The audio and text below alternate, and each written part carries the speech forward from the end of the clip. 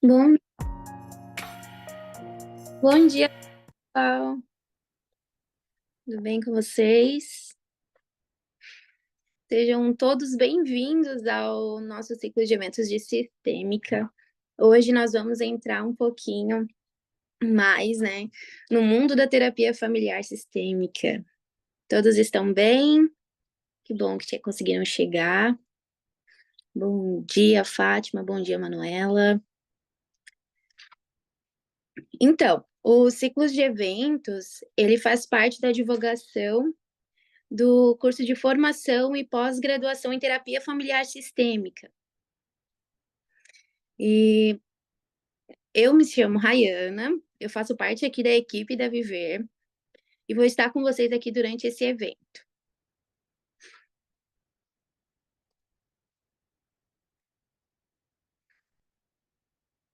Bom dia, Francisca. O ciclo de eventos, ele é elaborado especialmente para que vocês conheçam um pouco mais do nosso curso de formação em pós-graduação em terapia familiar sistêmica. E ele é ideal para quem tem curiosidade sobre, né? E também para quem já iniciou seus estudos, conhece e quer saber ainda mais sobre a potência que a abordagem oferece em intervenções nas relações dos casais, familiares, individuais, com os mais diversos públicos de áreas de atuação que a sistêmica, né, tem.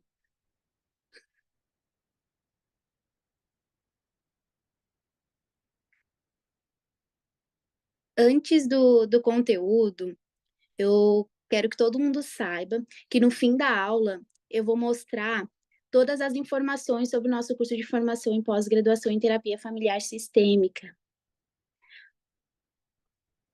Tá entrando mais gente. Bom dia, Marina.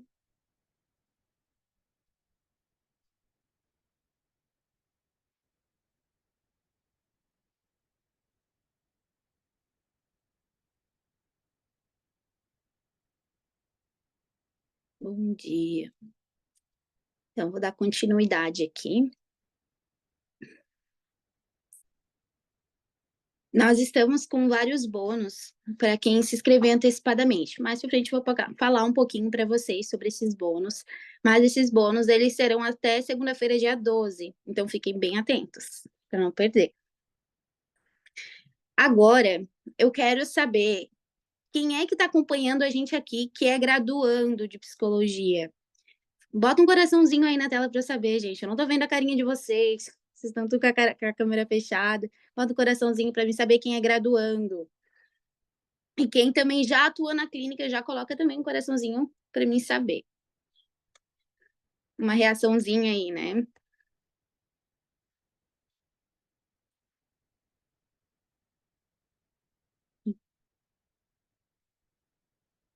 Os nossos eventos, eles têm espaços pros...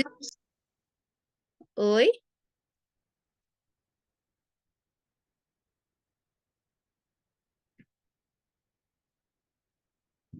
Os nossos eventos também têm espaços para os estudantes de psicologia.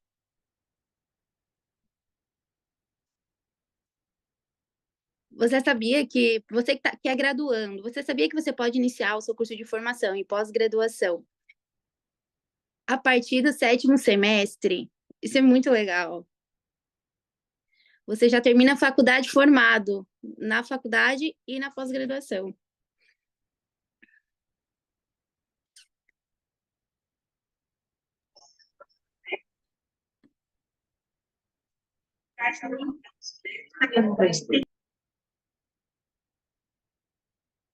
Bom dia, Isabel. Bom dia.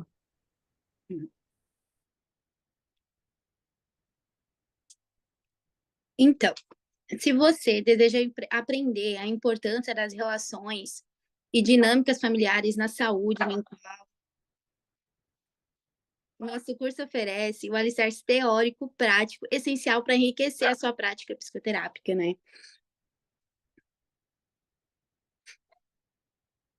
Hoje nós vamos contar com um professor muito especial, que é o João Lucas Xavier, Ele faz parte do nosso time de professores do curso de formação e pós-graduação em terapia familiar sistêmica.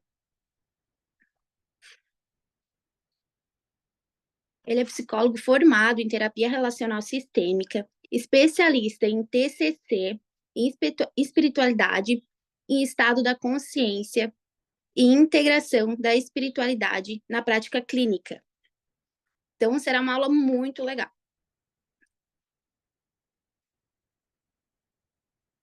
Bom dia, Mônica.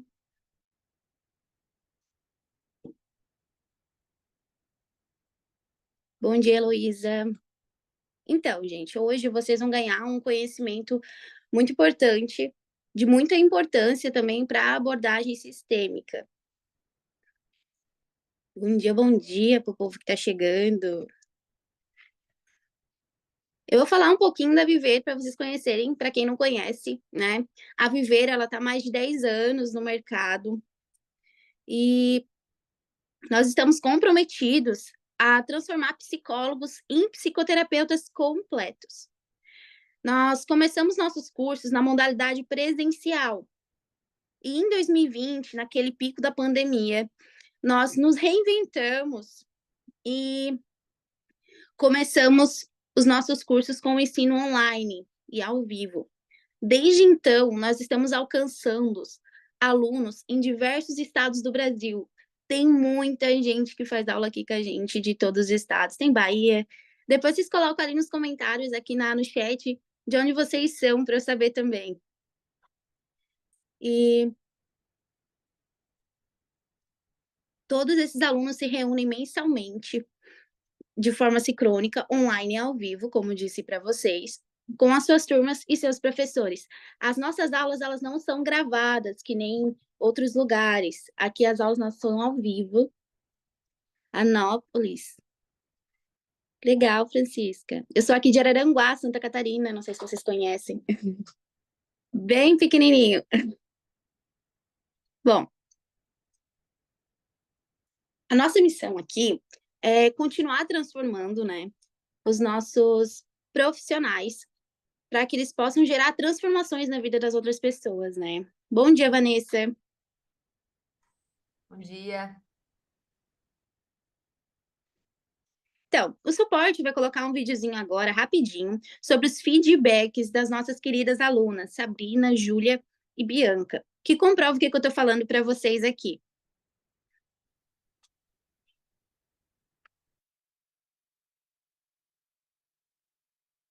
Também esse momento para primeiro agradecer a oportunidade de conhecer vocês, né, de ter essas trocas, como a gente falou. Eu comecei após, logo em seguida da graduação, então eu lembro que eu comecei junto com os atendimentos, então eu estava muito insegura para começar a atender, meio perdida em como ser uma psicóloga sistêmica, e após veio como uma luva para esse momento que eu estava vivendo, então me trouxe muito mais segurança profissional, porque eu tinha supervisões mensalmente e tinha as aulas também, então naquele momento aqui, 2021, foi bem importante ter todo esse suporte que a gente tinha, não faltava uma supervisão, né, porque fazia muita diferença para mim. Perceber também as vulnerabilidades dos colegas, em que eu não estava sozinha, então, para mim foi bem importante, acho que eu saio hoje da pós muito mais segura da minha prática profissional também, com muito mais ferramenta de tudo que a gente aprendeu ao longo desses anos e acho que até conexões com professores que vão além, assim, da aula, né? Então, a professora Jaqueline, a professora Ana Paula, muito queridas, então sempre me senti muito acolhida por elas durante as aulas e sei que são pessoas que a gente pode contar fora também da Viver, né? Fora da pós, então acho que foi bem importante essas conexões com as pessoas que a gente foi conhecendo também ao longo do caminho. Oi, meu nome é Júlia, sou psicóloga clínica de reabilitação e hoje sou pós-graduanda em terapia familiar sistêmica pela Viver Mais Psicologia. Há mais ou menos um ano eu estou no curso e desde então foram várias surpresas positivas em relação aos benefícios que a gente ganha em realizar a pós com a Viver. Acredito que o principal deles seja o benefício de poder atender na clínica escola da Viver Mais, se aprimorar na área clínica, ter mais experiência, ter contato com pessoas de vários lugares do Brasil e além disso receber um desconto na mensalidade, o que favorece com que a gente continue estudando, o que dá um gás também para que a gente continue atendendo pela clínica escola, além de estar realizando o nosso estágio que já seria obrigatório de qualquer forma. Eu iniciei os meus atendimentos na clínica escola logo nos primeiros meses de pós-graduação. Desde então eu tenho esse auxílio para o pagamento da mensalidade. Então esse, para mim, é um dos principais benefícios de realizar a pós-graduação na Viver Mais, além, é claro, das aulas teóricas com professores super capacitados e a realização de supervisão em grupo, onde a gente compartilha um pouquinho dos nossos casos, ouve os casos dos colegas também, e a partir disso a gente acaba aprimorando a nossa prática clínica. Ei, gente, meu nome é Bianca, eu sou aluna de pós-graduação em formação em terapia familiar sistêmica na Viver Mais Psicologia e hoje eu venho recomendar para vocês essa formação que está sendo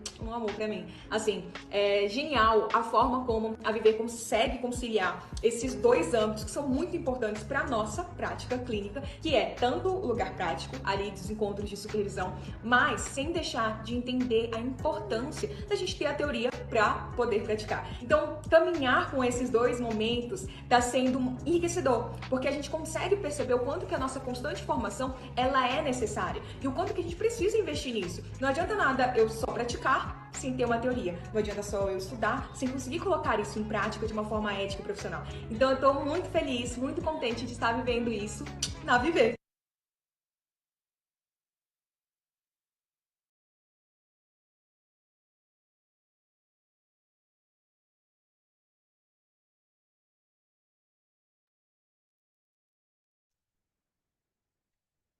Então, né, gente, a gente sempre recebe feedbacks desses, assim, e aquece o coração da gente, né, e é muito importante.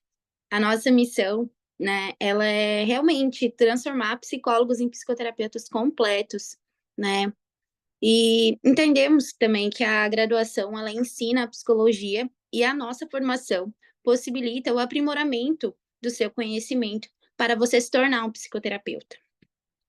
Agora, nesse momento, eu gostaria de convidar o professor João Lucas Xavier a estar aqui com a gente, que ele já está aqui com a gente, aliás, e eu desejo um ótimo encontro para vocês, tá? Qualquer dúvida pode deixar aqui no chat que a gente vai estar de olhinho. Boa aula para vocês. Bom dia, pessoal. Tudo bem? Bom dia a todos e todas. Pessoal que escolheu um sábado de manhã para uma aula de introdução à terapia sistêmica. Eu fico bem feliz que vocês estão aí. Obrigado, Rayana. Obrigado, Ludmila, também, pelo suporte, pela introdução. Só um comecinho para eu ter uma ideia também, né? A Rayana comentou antes, mas se vocês puderem só fazer uma reaçãozinha, assim, ou quem quiser falar também, eu botar no chat. Quem que é graduando, né? Está finalizando a faculdade, só para eu ter uma ideia. Tá, Ana Júlia. Décima fase. Legal. E é isso que eu ia perguntar também. Quem é recém-formado ou formada e está querendo conhecer uma abordagem, está querendo tirar dúvidas, né? Para ver, pô, vou me inscrever na sistêmica, vou para uma outra abordagem. Quem tem dúvidas sobre abordagens também. Formado. André, legal. Tem alguém que já tem alguma abordagem? Algum olhar já da psicologia? Logoterapia? Legal. Maravilha, gente. Então tá. Ah, tem gente da sistêmica também. Uhum. Então tá. Vou botar aqui a nossa aula.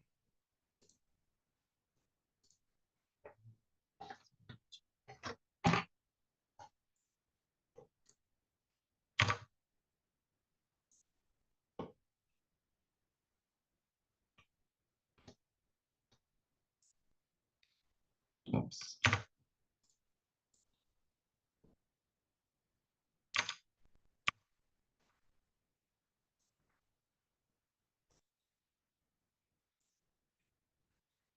Pronto. Vocês estão vendo a tela? Dá para ver certinho? Sim.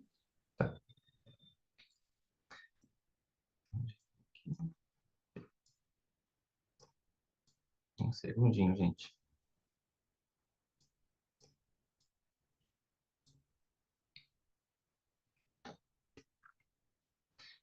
Então, simbora, meu povo. Vamos à introdução à terapia sistêmica, né? Meu nome é João Lucas. A Rayana me apresentou um pouquinho. Então, atualmente, eu atendo individual, casal, jovens, adultos, idosos, né? O meu foco hoje não é tanto as famílias. Então, se não me engano, foi a Rosana que perguntou se é uma abordagem que pode atender individualmente. Sim, podemos atender individualmente, mas isso a gente vai trazer ao longo da nossa aula, tá? Então, já trabalhei com formação, já trabalhei com orientação profissional, de carreira, aposentadoria, tenho a formação em terapia relacional sistêmica, atualmente estou fazendo uma formação em terapia de esquema, tenho a pós, né, em TCC, e tem a parte da espiritualidade, mas talvez eu comente um pouquinho mais no final sobre isso, que às vezes é um tema curioso para muitas pessoas, né, e como que isso interage com a clínica, né, que interage com a psicologia, porque é natural que tenha preconceitos às vezes, né? Então, como trabalhar isso? Apesar de não ser o foco, caso alguém tenha alguma pergunta também, pode trazer à vontade. Quem quiser ficar com a câmera desligada, obviamente, fica à vontade. Momento de fazer perguntas quando quiserem, pode abrir o microfonezinho, mandar no chat, tá? Vocês fiquem bem à vontade. Qual que é o meu intuito aqui, gente? É uma aula introdutória, né? Então, deixando bem claro, vai ser um passeio pela sistêmica. A gente não vai conseguir aprofundar nada, gostaria, mas não temos muito tempo. Então, caso vocês queiram aprofundar, a nossa pós ali, maravilhosa, vai aprofundando cada vez mais cada um desses itens e vão ter mais coisas também, né? Então, como eu falei, aqui vai ser é uma introdução, é um passeio. Talvez vocês sintam que em alguns momentos fica um pouco superficial ou muito objetivo, né? O conteúdo muito objetivo, mas eu vou tentar sempre linkar com algum exemplo, a maioria das vezes, né? Para ninguém ficar muito perdido. Então, a gente vai passar por um breve histórico, uma breve introdução de como começa a terapia relacional sistêmica, terapia familiar sistêmica, depois entender um pouco como é que é a terapia sistêmica e a psicologia, né? Qual que é a nossa visão de ser humano, de homem, né? A visão de mundo, o que é trabalhado, com quem. E, por fim, um olhar que é importante, que às vezes nos escapa, principalmente quem está saindo da graduação, ou já atende, mas está mais no começo, e às vezes para a gente também refrescar algumas coisas para quem já atende há um tempo, né? Quem é o terapeuta, o psicoterapeuta ou a psicoterapeuta, né? O que que a gente, com a sistêmica, pode olhar dentro de nós que facilita, dificulta ou dificulta o trabalho enquanto clínico, ou terapeuta familiar ou de casal. O que é a terapia sistêmica? Alguém quer dar um palpite? Vamos num brainstorm totalmente criativo. Não tem certo e errado. Eu perdi o chat. Peraí.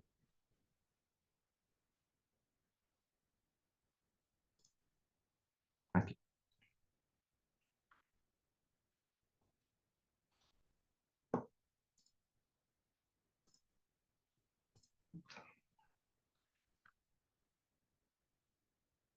Gente, essa minha pausa dramática foi porque eu estou me encabeçando com o chat.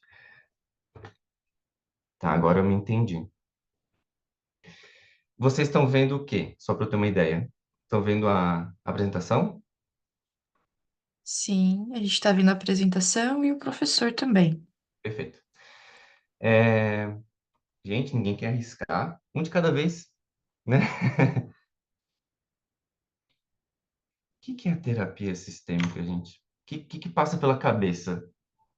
Terapia sistêmica. Qualquer coisa, não tem certo e errado.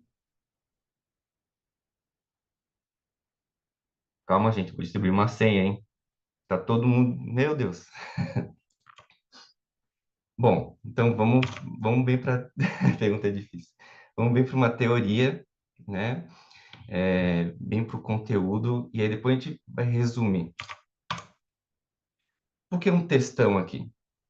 Né? Só para a gente ter uma ideia um pouquinho mais completa do que é. A terapia sistêmica pode ser definida por uma forma de psicoterapia que concebe os comportamentos dos indivíduos como associados ao contexto relacional, guarde bem essa palavra, relacional, em que eles se inserem, com base na perspectiva de causalidade recursiva. Guardem isso também. Se esquecer, não tem problema que isso vai aparecer. Entre comportamentos e interações. Familiares e outros indivíduos importantes da rede relacional estabelecida pelos clientes são frequentemente incluídos no processo terapêutico, de modo direto ou virtual, por meio de questionamentos sobre seus comportamentos e percepções. O que é isso, né? Para que tudo isso, João? A gente se pergunta, né? Gente, basicamente, sendo bem agora objetivo e um pouco didático, a terapia sistêmica vai ter um olhar para as relações, dinâmicas relacionais, os padrões de como o indivíduo, o sujeito se relaciona consigo, com o outro e com o mundo, né? E o nosso olhar ele é para o todo. Eu não olho somente uma pessoa, eu não olho somente aquele filho que está com um comportamento mais desafiador, ou aquela filha que está com crise de ansiedade, está com uma ansiedade social, está com dificuldade de interagir. Não posso olhar só para ela. Eu preciso olhar o sistema que ela está participando, preciso olhar a relação dos pais, preciso olhar a relação com o irmão, preciso olhar um monte de coisa. Mas calma, que isso tudo vai ficando um pouquinho mais evidente ao longo da aula. Outra pergunta cabeluda, então. Quem é o precursor da terapia sistêmica? Quem que começou essa coisa toda?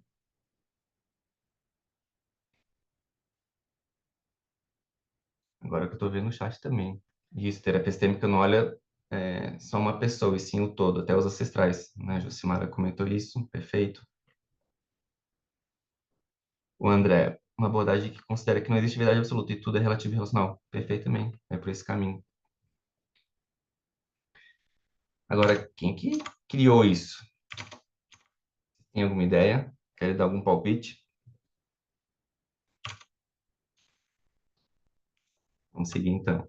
Qualquer coisa, bota no chat que eu revejo. Precursores e abordagens, psicanálise, temos o Freud, né? Quando a gente vai para TCC, tem o Aaron Beck. Psicologia analítica, tem o Jung. Na logoterapia, tem o Viktor Frankl. Gente, mas e a terapia sistêmica? Nos dá uma ansiedade, dá um ciricutico na gente, como a gente fala, né? Quem que começou tudo isso? Por onde é que vem o negócio? Quem que foi encabeçando as ideias para chegar a ponto da gente conseguir atender uma família, atender um casal de uma forma coerente, técnica. E aí eu já vou antecipar uma coisa bem importante. Nas redes sociais, e hoje em dia, né, é muito comum falar nas terapias baseadas em evidências. A sistêmica é uma terapia muito baseada em evidências, porque há muito estudo por trás disso, e vocês vão ver a quantidade de gente que se envolveu, digamos assim, para construir a terapia familiar sistêmica, a terapia relacional sistêmica que temos hoje. E ela é em constante construção. E aí a gente começa numa coisa, botar assim, que é, bom, para a gente ir para uma teoria psicológica, a gente tem que ter um modo de ver o mundo, um paradigma, né? Uma base mais sólida científica. E aí começou algo que eu coloquei bem objetivo para ficar mais claro, são os embriões do pensamento sistêmico, ou seja, como a gente vai conseguir pensar e olhar para o mundo, para o ser humano, para as relações, com um olhar sistêmico. Como é que tudo isso começa? Então, tem três pilares importantes, existem outros, né, mas vejo que eles são essenciais para a consolidação e construção do pensamento sistêmico que a gente quer para o nosso dia a dia enquanto terapeutas. Teoria geral do sistema, cibernética e teoria da comunicação. O que são esses nomes malucos? Essas coisas que eu nunca vi. Chegaremos lá. E depois tem as escolas, né? Como se fossem abordagens dentro da sistêmica, que elas vão construindo e trazendo contribuições importantes para enriquecer o trabalho familiar, casal, individual também. Já respondendo uma das perguntas, né? Então, isso tudo aqui cada escola dessas, e não estão todas as escolas aqui também, tá, pessoal? Mas isso tudo vai ser um passeio, como eu falei, e pode ser muito bem aprofundado na pós.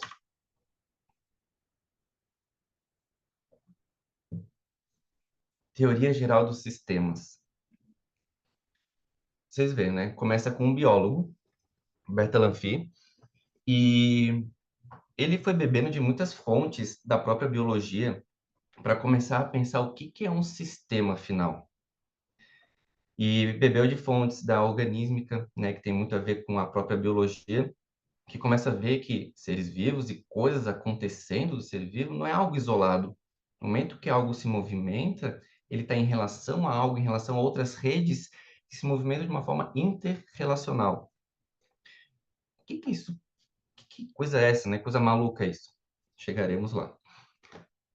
Então, ele foi bebendo de outras fontes que têm base com a formação dele, para começar a nos ajudar, né, hoje, a entender como a gente pode ter um olhar sistêmico para as relações, para os atendimentos também. Ele coloca o sistema como complexo de elementos em estado de interação. A interação ou a relação entre os componentes torna os elementos mutuamente interdependentes e caracteriza o sistema, diferenciando o aglomerado de parte. Então, é aquele momento que a gente começa a perceber que, opa, o sistema está em constante relação, ele interdepende uma coisa da outra. E aí, os fenômenos que acontecem, eles não podem ser considerados isolados, eles fazem parte do todo.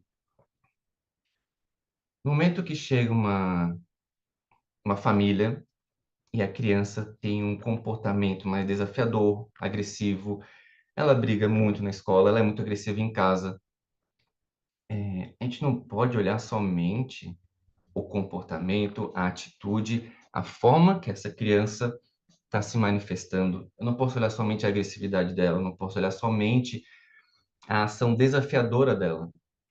Eu vou ter que olhar o todo, né?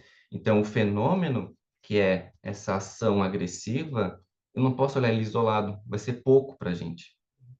A gente precisa olhar de uma forma mais ampla, mais interrelacional. E aí entram, né, as relações.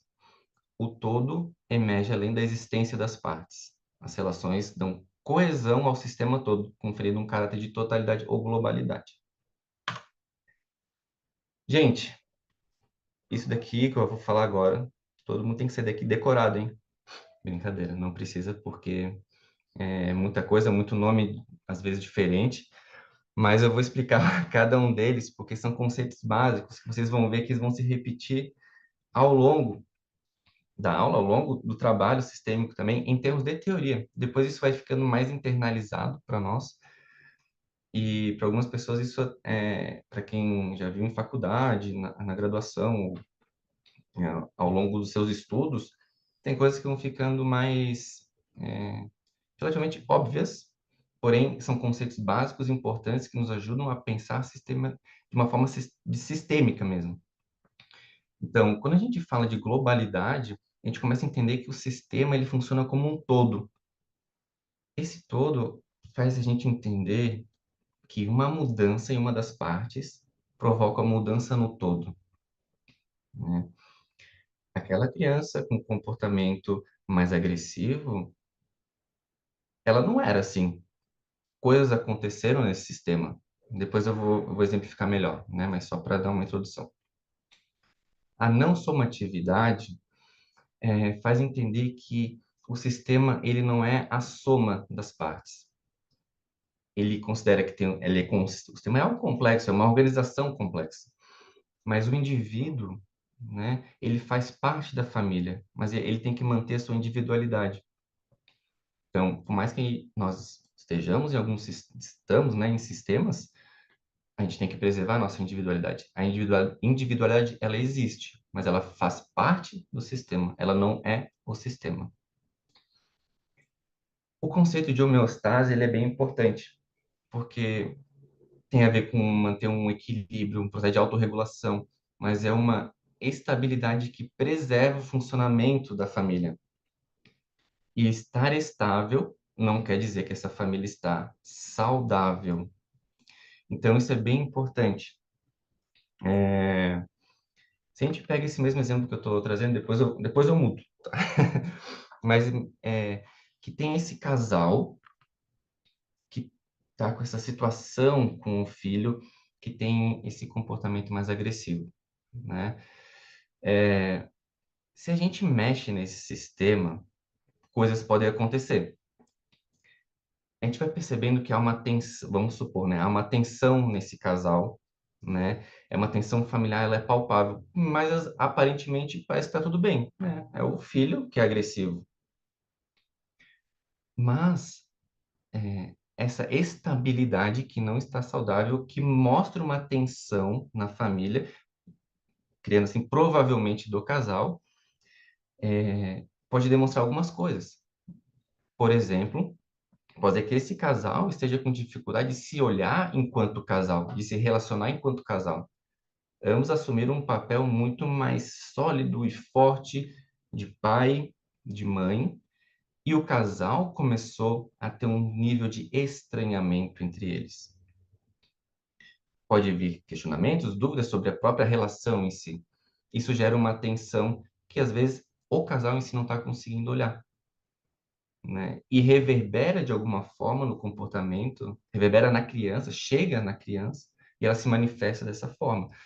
Então, não quer dizer que é saudável, né? Mas mantém estável. Se a gente mexe ali, a gente tem que ver o que vai acontecer. Então, a gente tem que ter um cuidado quando a gente vai atuar com as famílias, para ver até onde a gente vai intervir, né? E é importante a família perceber isso também, mas a gente vai vendo isso mais para frente.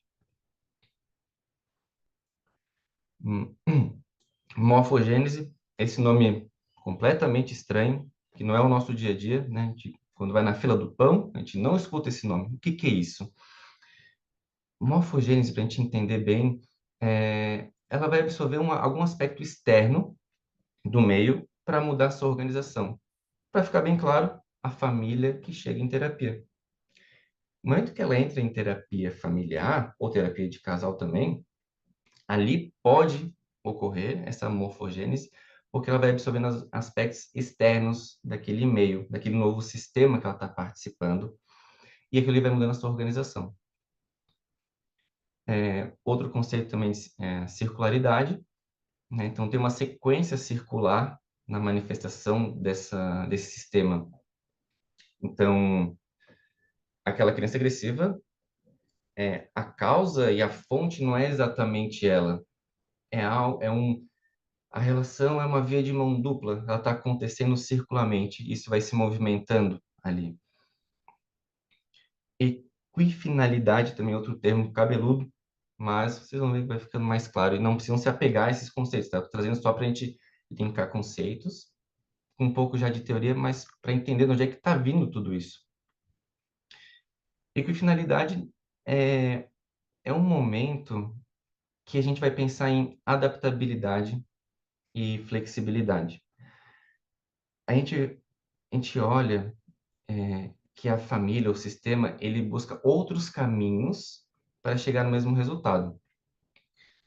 Uma criança ou uma pré-adolescente que está com uma ansiedade social e sentindo ansiedade, seja em casa ou até fora, a gente, de novo, vai olhar esse sistema, mas quando entra esse conceito, a gente entende que, claro, a família vai ter que se trabalhar individualmente, né? Cada membro da família vai ter que se trabalhar, mas às vezes essa criança, por estar precisando trabalhar essa questão de ansiedade, além da família ter que se movimentar de forma diferente dentro de casa, tendo um ambiente menos tenso, mais relaxado, mais descontraído, às vezes essa criança fazer uma aula de música, fazer um esporte, né, que seja em grupo, para ir lidando com essa ansiedade em ambientes seguros, para isso ir se manifestando de outra forma, né, isso se autorregularizando de outra forma. Então, aí que finalidade outros caminhos para chegar num resultado, né? A gente não quer mais que a criança fique ansiosa, né? O pré-adolescente seja ansioso. Então, outros caminhos funcionam também. E retroalimentação, feedback, né? Uma resposta que a gente vai recebendo né, desse sistema pode ser negativo, né? Então, mantém a homeostase, o positivo aqui responde pela mudança sistêmica, né, a morfogênese. Deixa eu dar uma olhadinha no chat.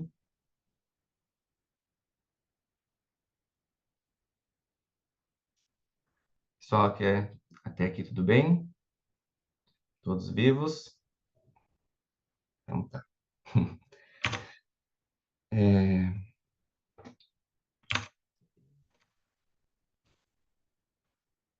Teoria geral dos sistemas, diferente de teoria sistêmica. Por que eu coloquei isso? Para a gente começar a diferenciar algumas coisas, né? A teoria geral dos sistemas, do Bertalanffy, que a gente estava vendo até agora, esse monte de nome, essa coisa cabeluda que a gente está vendo até agora, ela tem muita contribuição e muita influência também de receber e também de oferecer para outras ciências, química, física, matemática, biologia, física quântica. Tem mais a ver com essas áreas. E a teoria sistêmica tem a ver com a nossa psicologia. Outro embrião do pensamento sistêmico, na década de 40, o matemático Norbert, percebam, né? Matemático. Então, a gente está falando de um biólogo e de um matemático. A gente vai pensando, onde é que isso daqui vai dar, né? Que maluquice é essa? Onde é que eu vim parar? Por que eu estou fazendo aqui às 9h40 da manhã, escutando um biólogo e matemático? Cibernética, outro embrião que nos facilitou olhar coisas importantes para chegar na terapia sistêmica. A cibernética nada mais é do que a ciência da correção num contexto de Segunda Guerra Mundial. E o olhar dela, a função dela, era projetar máquinas que tivessem uma performance de funções humanas, e eles tiveram inúmeras realizações tecnológicas naquela época, como, por exemplo, prótese para membros perdidos, aparelhos auditivos, computadores ultra rápidos, máquinas que ajudassem para atuar em situações, né, que pudesse colocar o homem, o ser humano, em risco. Então, o que isso tem a ver com a psicologia? O que isso tem a ver, né? Mas dentro da cibernética vão vindo coisas importantíssimas para nós. A linguagem e a técnica para abordar o problema da comunicação. Então, aí já começa a vir uma coisa de comunicação, já começa a vir uma coisa de mensagem, né? Quando a gente se comunica, a gente envia um tipo de mensagem. Que tipo de mensagens são essas? E aí, nesse arcabouço teórico, vai resgatando pontos como um feedback, né? Que é um sistema que obtém informação necessária para seguir adiante de alguma forma estável. A gente volta lá, né? Então, aquela família continua se retroalimentando dessa tensão e aparentemente está tudo bem, né? Mantém estável, não saudável, não funcional. E, de novo, volta a questão da circularidade, né? Essa influência mútua entre os membros da família. Claro que ali na cibernética eles não falam da família em si, né? Mas os conceitos eles vão retomando. E o desafio disso é que a gente tem que ir além da individualidade na cibernética, porque o olhar dela era muito mecanicista, muito material, olhar as coisas de forma isolada, né? Então, esse olhar tem uma dificuldade além da individualidade, mas não é agora a coisa mais importante para nós. E ela separa em primeira e segunda ordem, que acaba tendo que a gente vai desmontando isso ao longo, né, da criação, né, da construção na sistêmica, pelo motivo de que, bom, o observador fora do sistema como expert. O terapeuta, ele não está fora do sistema e ele não é o expert, né? Vocês vão ver, eu vou falar isso né, sobre outras escolas ali que a gente vai ver, mas o terapeuta ele entra no sistema e nós não somos expert naquela família. A gente vai facilitar, a gente vai cuidar de alguma forma, a gente vai dar importância para aquela família se reconstruir. A gente vai entendendo que o expert na família é cada um dos membros, é o sistema, né? E depois entra a questão de, bom, output, input, nada mais é do que uma entrada, um estímulo que o sistema recebe do ambiente externo e a forma como ele se adapta, a forma que ele reage, né? Então, são coisas relativamente simples, né? Que vão nos ajudando a construir o pensar sistêmico. E a segunda ordem, porque foi um segundo momento da cibernética, que começa a ter mais essa questão complexidade. Então, o sistema ele é complexo, né? Ele tem a causalidade circular, né? Então, essas coisas estão se interrelacionando continuamente. Ela é recursiva, porque aqueles padrões se repetem, pode ter contradições também. Ela é instável, tem momentos imprevisíveis, né? Aquela família não imaginava que a criança ia ter um comportamento agressivo, desafiador. Não tem como imaginar isso.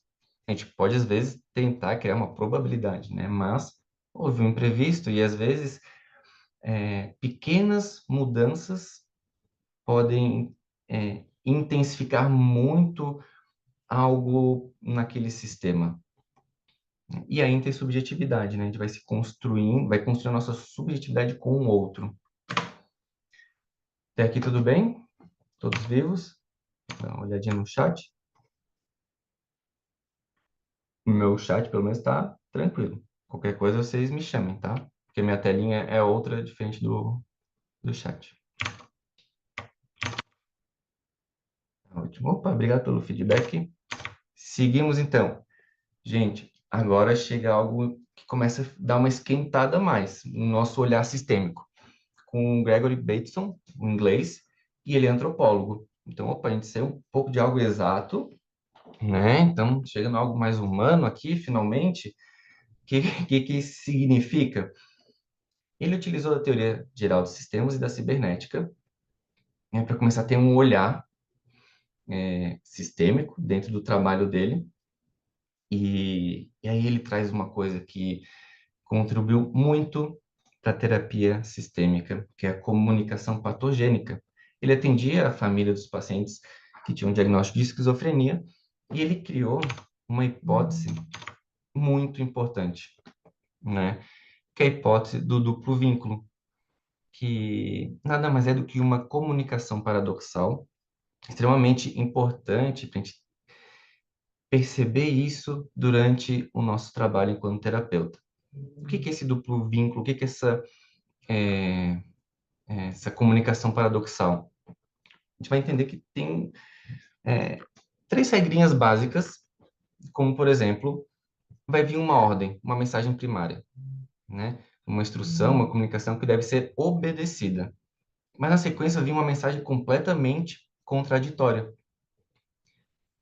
E o resultado disso é que é impossível escapar.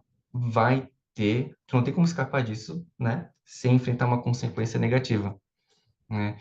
Por exemplo, quando a mãe diz ao filho: "Você deve me dizer tudo o que está pensando. Deve ser honesto, pode se abrir para mim, né? A mãe está aqui criando um ambiente seguro."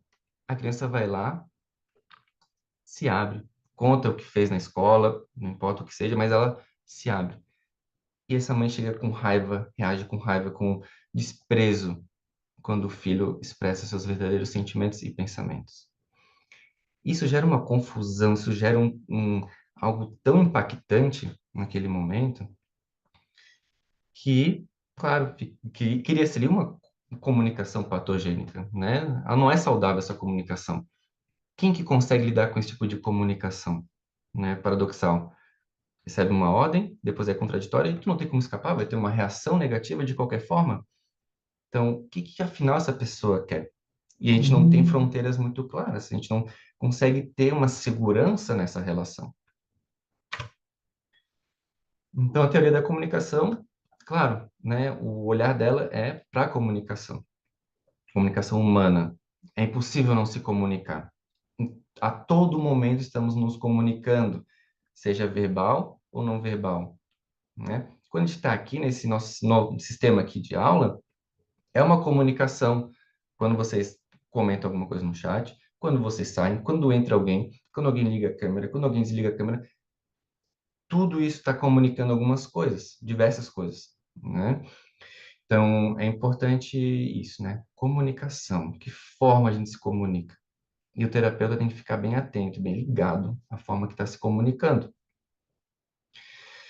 Aqui, eu botei propositalmente, né? Mensagem congruente, mensagem incongruente. eu botei isso porque eu quero que você saia daqui já com um olhar para quando quem for atender semana que vem já vai poder ter uma técnica, vou botar assim, um olhar diferente. A mensagem congruente é fácil. Eu estou aqui dando aula, estou feliz, estou sorrindo, né? Beleza, e estou mesmo. Então, beleza, está congruente, né? O João está ali, está sorrindo, está se divertindo dando essa aula. Beleza. Incongruente, né? Isso acontece no setting terapêutico, acontece no consultório, acontece com família, casal, individual, seja lá onde for, né? O cliente ou o paciente, né, como vocês quiserem falar, não tem problema, ele chega relatando que o namorado terminou, né, com ela, com ele, mas teve um término, só que ela conta sorrindo, incongruente. Porque, claro, quando a gente vai atendendo a pessoa, a gente sabe que era um relacionamento importante, já estavam envolvidos, tinha afeto, tinha carinho, tinha respeito, um monte de coisas boas, mas ela conta aquilo de uma forma que ela está sorrindo para algo que a gente sabe nitidamente, e a gente até sente que há uma tristeza. Qual que é a técnica? Pede para esse cliente, esse paciente, recontar a história, se conectando com a emoção. Ela recontar a história do término, se conectando com a tristeza, trazendo o semblante da tristeza, pedindo para que ela faça isso mesmo, muda toda a história. Ela se conecta com a emoção, que é importante para nós, né, enquanto terapeutas. Senão ela fica na incongruência e a gente vai levando aquilo e tá, mas e afinal, o que que é isso, né? Então, isso é importante, né? Quando perceber que o cliente está trazendo uma mensagem incongruente, para tudo volta. Não, conta como realmente tu está sentindo isso. É um caminho interessante. Gente, até aqui tudo bem? Como é que vocês estão? Todos vivos? Seguimos o baile? Então já tem uma técnica aí, um olhar para vocês atuarem já semana que vem. Ou quem atende hoje ainda, não sei, né? Agora, do pensamento sistêmico, então a gente viu, olha os embriões do pensamento sistêmico, olha quanta coisa vai se construindo ao longo desse tempo, para a gente chegar na terapia sistêmica, né? Então, na década de 40, ganha força trazendo a proposta de mudança no foco das teorias clínicas do indivíduo para os sistemas humanos. Resumidamente, o que acontece nessa época é a gente começa a sair do intrapsíquico e passa para o interrelacional. E passa para o interrelacional. Né? Então, a gente não vai olhar somente o intrapsíquico, somente o inconsciente, somente a forma de pensar, somente as emoções. Não é somente isso. Tem mais coisas que a gente pode olhar, tem mais coisas que a gente pode trabalhar com as pessoas no setting terapêutico. Né?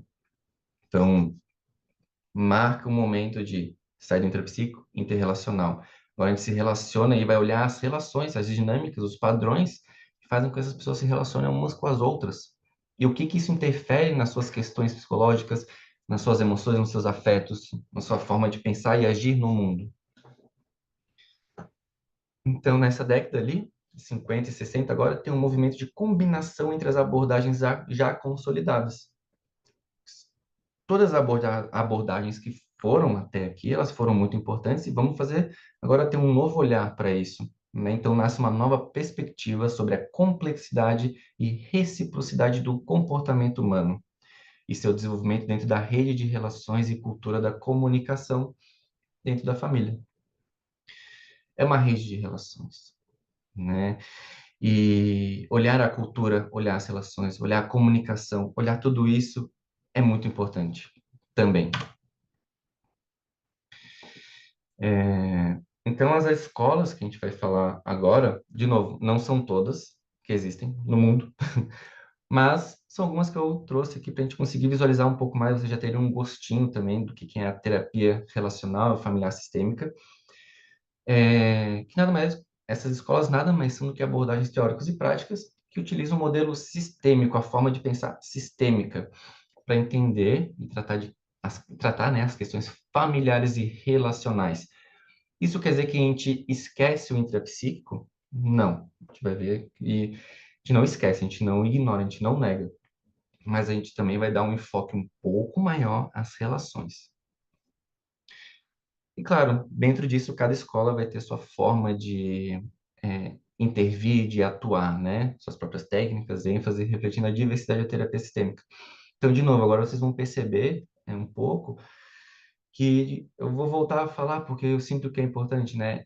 É uma psicologia baseada em evidências, tem muito estudo, e é um estudo contínuo por psiquiatras, médicos, psicanalistas, psicólogos de modo geral, né? Então, é uma abordagem importante.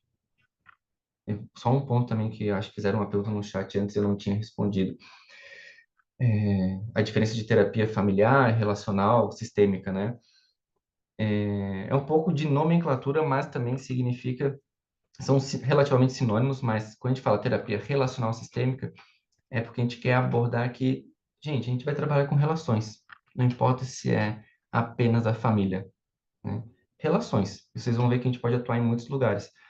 Então, e a terapia familiar, o olhar, né, mas o nome, simplesmente a nomenclatura, fica na família, mas não quer dizer que elas são diferentes ou contrapõem umas às outras, né? Muitas vezes uma forma de se expressar, mas são relativamente sinônimos. Vamos lá, então, sem mais delongas, vamos para a primeira escola, vamos botar assim, né? Murray Bowen, psiquiatra, profundamente influente na terapia familiar. Você já deve ter visto, talvez, na graduação, o famoso genograma, esse daqui, né? Mas já volto nele para falar mais. A escola multigeracional, a escola boweniana, ela vai se concentrar na análise e intervenção de dinâmicas familiares, considerando a influência das gerações anteriores e a importância da diferenciação do self. Chegaremos lá. A abordagem utiliza de conceitos como triângulos, padrões intergeracionais e genogramas para entender e tratar problemas familiares, buscando melhorar a funcionalidade e a saúde emocional da família como um todo. O que é essas coisas, um monte de nome que eu nunca vi na vida? Genograma. Contribuição importantíssima na década de 50 do Bowen, que faz a gente ter um mapa familiar muito proveitoso, muito útil. Então, o terapeuta familiar, o terapeuta de casal e no individual também podemos utilizar tranquilamente, né? Tem até programas, né? O GenoPro, tem quem faça à mão, tem, né, a própria técnica, né? A própria ferramenta. Tem gente que faz com o cliente em sessão, tem gente que vai absorvendo as informações, anota tudo, depois monta, né? Depois da sessão. Isso tudo tem uma aula na Viver somente sobre o genograma. Então, para aprofundar mais, após vai dar esse, né, arcabouço todo teórico e prático. Mas a gente vai mapear, né, essa família e quando ele fala aqui de, tanto o nome da escola é multigeracional ou intergeracional, por quê? Porque a gente vai olhar outras gerações. O Bowen traz uma coisa extremamente importante, que a influência da família até a quarta geração, dos seus padrões comportamentais, seus padrões de se relacionar, a sua dinâmica relacional ela interfere, ela chega na gente desde a quarta geração, né? Claro que na prática nem sempre a gente consegue chegar na quarta geração de uma família, a gente chega às vezes na terceira, mas claro, né, o universo da família é amplo. Se conseguir mais informações, facilita, ajuda, é bom. E esse mapa não é somente para olhar a família, né? Mapear somente assim, né? Ah, tem tantos membros e tudo mais. Aí a gente, quando pega o genograma, a gente vai fazendo, marcando as relações, as dinâmicas relacionais. Se naquela relação de vô e avó era conflituosa, ou se era harmônica, se era vulnerável, né? Se tinha violência, a gente marca divórcio, a gente marca, né? Vai mapeando os lutos, né? As perdas, a gente vai mapeando doenças também. Então, a gente vai mapeando tudo. É realmente o mapa da família biopsicossócio, né? Biopsicossocial. Então, isso é importante também. Então, ele tem 8 conceitos importantes, mas eu vou destacar 3, tá? E já trazendo o 3 por quê? Né? Porque são coisas que a gente consegue ver bastante e, nesse momento, em função do nosso tempo, ele é valioso, né? Também, não que os outros não sejam, tá? Mas é a minha visão para facilitar um pouco o nosso tempo. Diferenciação do self, né? A capacidade de uma pessoa de manter a sua identidade e autonomia emocional enquanto ela está conectada com outros membros da família, enquanto ela está conectada com os outros. É fazer com que essa pessoa, né, esse indivíduo, esse sujeito, ele tenha essa diferenciação, ele consiga entender, bom, afinal, quais são minhas vontades? Né? O que que eu estou sentindo? O que que eu quero mesmo? Qual que é a minha autonomia emocional na minha existência? E tem famílias que isso é muito emaranhado, né? Não famílias, mas o indivíduo fica muito emaranhado, se confundindo constantemente com o que ele quer, com o que ele sente, com as suas próprias emoções, e às vezes essa emoção, essa tensão, essa ansiedade, às vezes não é exatamente tão somente daquela pessoa. Claro, se ela percebe e sente, algo dela está batendo ali, está ressoando, né? Mas essa diferenciação do self ela é extremamente importante. Processo de transmissão geracional e transgeracional, que eu falei agora, e o triângulo também, né? Nada mais é que quando... os triângulos são formados, na verdade, quando um terceiro membro ele é envolvido para reduzir uma tensão entre dois membros. Então, eu vou tentar trazer um exemplo, né, bem rapidinho, para a gente conseguir visualizar um pouco. Na família Silva, o pai, Carlos, frequentemente entra em conflito com o filho adolescente, Pedro, enquanto a mãe, Ana, se envolve para mediar, criando um triângulo onde Pedro se alinha com Ana para evitar as consequências de Carlos. Aqui já tem um encaminhamento positivo, né? A terapia ajuda Carlos e Ana a melhorar a sua diferenciação do self, né? Permitindo que cada um expresse suas preocupações de forma independente e racional, sem necessidade de triangulação. Carlos e Ana trabalham juntos para implementar regras consistentes e fortalecer a comunicação, reduzindo a influência de Pedro como intermediário e melhorando a dinâmica familiar. O casal ele precisa conversar nessa situação, ele precisa estabelecer novas regras e estar de comum acordo para exigir, digamos assim, algumas coisas de um filho, né, adolescente ali no caso.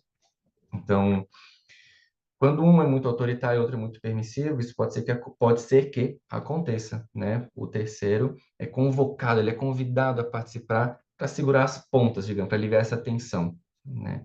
Mas isso não quer dizer que vai chegar em algo funcional, né? Ou saudável, digamos. E aqui entra o genograma também, né? Como estava vendo antes. Chat.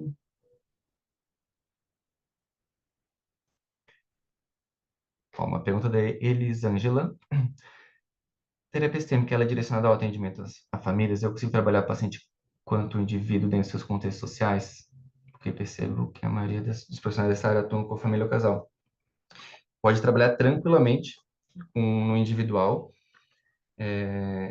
porque, de qualquer forma, vou antecipar um pouco, mas de qualquer forma, naquele momento que o cliente chega no individual, ele nos traz muitos dados de como ele se relaciona com a gente. A forma que ele se comporta, a forma que a gente vai sentindo coisas dentro da sessão, vai servindo de ferramenta, vai servindo de um mapeamento de como ela também se representa, se apresenta ao mundo externo, né?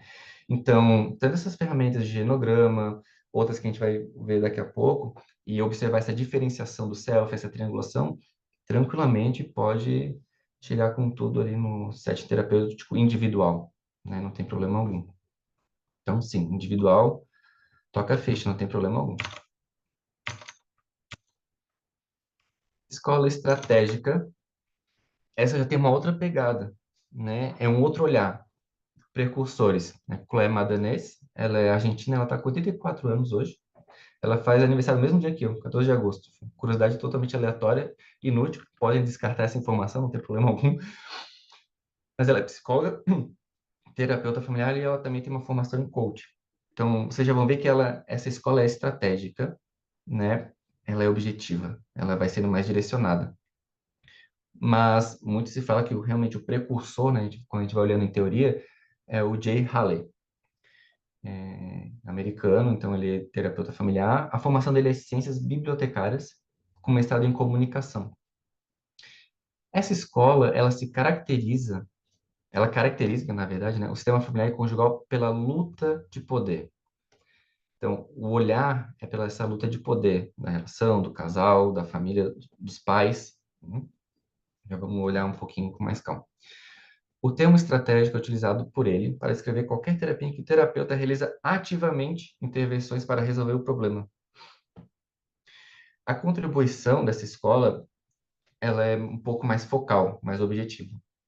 O caminho ali é ir para a resolução de problemas. A gente vai se preocupar bem menos, se a gente tem um olhar mais radical, digamos, né? Com essa escola, parentes. Não necessariamente a gente precisa pegar uma escola essa é a minha escola, só vou atuar com base na estratégica. Não, gente, não precisa ser assim, não funciona assim também. A gente vai bebendo de várias fontes da terapia, das escolas sistêmicas, porque uma complementa a outra, uma vai facilitando muito nas intervenções no trabalho. Claro que coisas são mais específicas em outras, vocês já vão ver um pouquinho mais para o final. Mas a resolução de problemas, ela tem uma menor preocupação no intrapsíquico. Aquela mesma criança com aquele comportamento agressivo, a gente não vai ficar investigando tanto o intrapsíquico dela, as motivações exatas dela lá do inconsciente. A gente tem que ir direto para a resolução de problemas. O que está pegando nessa família? Né? Já vamos ter um exemplinho aqui já na sequência. E a manutenção de problemas, né? Identificar circuitos de feedbacks positivos. Aquela mensagem que a gente recebe da família, aquela comunicação, aquele retorno que a gente tem dos integrantes daquele sistema, que são positivos, que tem quase, se for fazer uma analogia, quase como se fosse um sistema de recompensa, quase como se fosse um reforço positivo, aquilo ali é importante para a gente ter uma manutenção dos problemas. Ó, isso aqui está funcionando bem, vamos continuar. E a ideia deles, né, na escola estratégica, é entender quais são essas sequências mal adaptadas, né, esses padrões de interação que não estão funcionando bem, que perpetuam problemas dentro da família. E a outra coisa também é a prescrição de provocações, né? Essa é uma outra, é como se fosse uma técnica, na verdade, tentando exemplificar, ela nada mais é, se a gente fosse deixar assim de uma forma mais didática, quando a gente fala em prescrição de provocações, ela visa ampliar, exagerar o comportamento disfuncional e problemático daquela família para que ela consiga perceber. Vou ler o exemplo e vou tentar trazer um pouquinho para vocês conseguirem visualizar. Na família Souza, a mãe Cláudia frequentemente cede aos pedidos de seu filho, Lucas, de 10 anos, após ele fazer birra, enquanto o pai João é muito rígido. O terapeuta sugere que Cláudia e João criem uma única regra consistente e apliquem juntos, sem concessões. Cláudia deve apoiar João nas decisões disciplinares, reforçando a autoridade dos dois. Com essa nova sequência, Lucas passa a entender que as regras são inflexíveis e o comportamento desafiador diminui, né? Nesse momento, quando tem essa relação de poder, né, um mais rígido que o outro, um mais cobra mais que o outro e o outro é mais permissivo, a gente precisa dar uma equilibrada nisso, senão a mensagem, a gente volta lá, a comunicação, a mensagem, as informações que são perpassadas nas relações ficam muito confusas.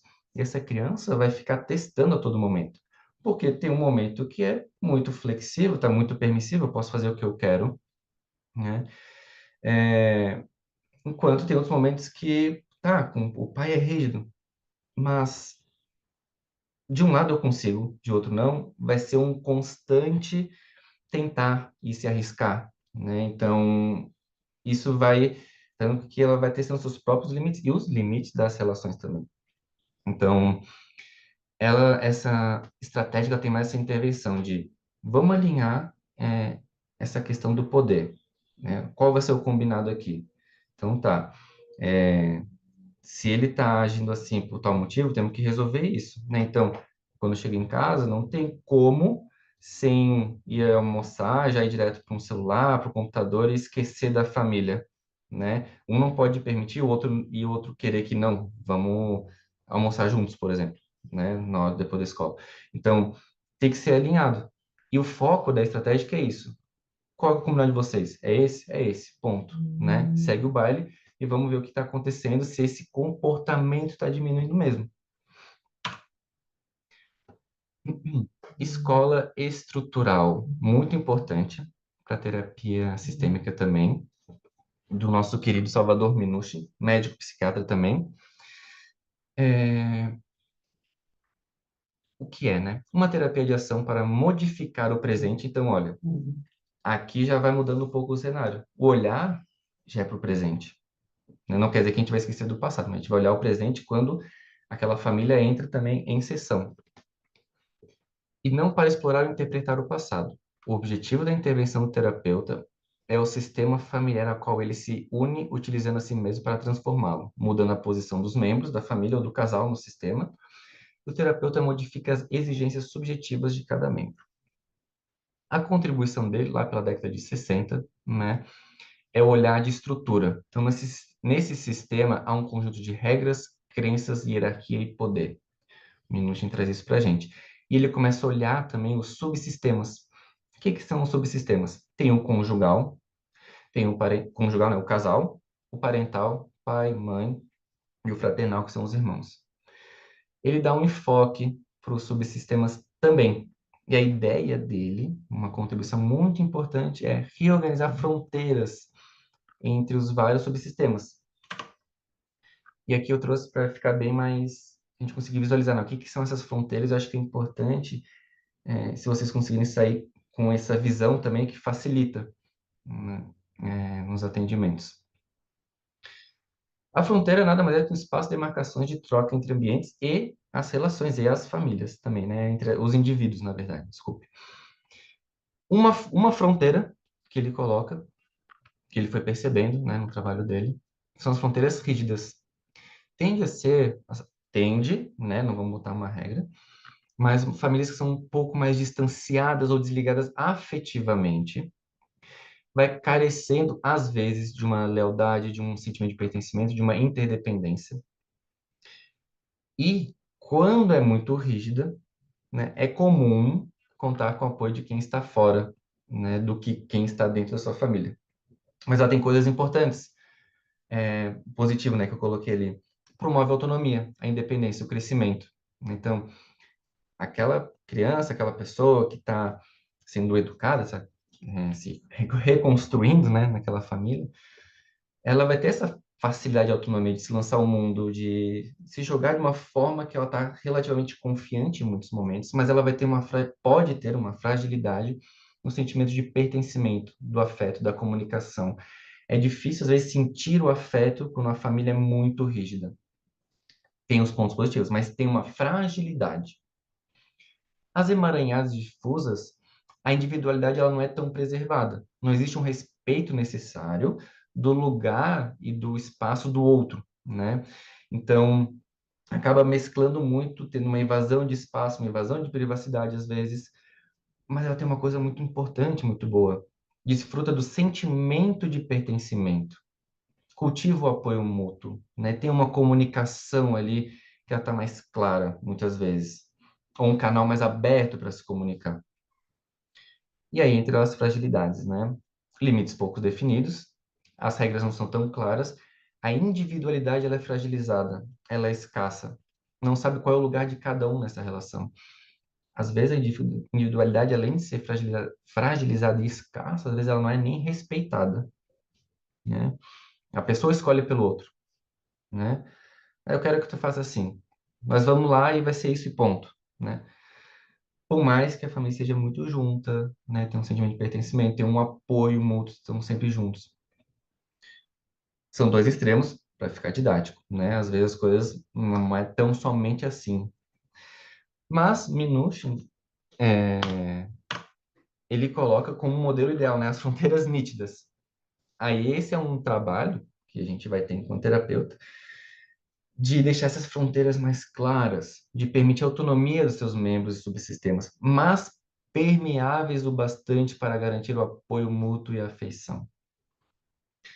É uma tarefa relativamente difícil, na verdade ela é difícil, mas é um modelo ideal, né? E a gente vai construindo, vai se aproximando disso na construção, seja de um casal, seja da família, ou seja do indivíduo também, de ele conseguir perceber o que que a família dele também faz com ele, para ele conseguir ter uma mudança. No momento que tem uma mudança, muda aquela globalidade, muda o todo.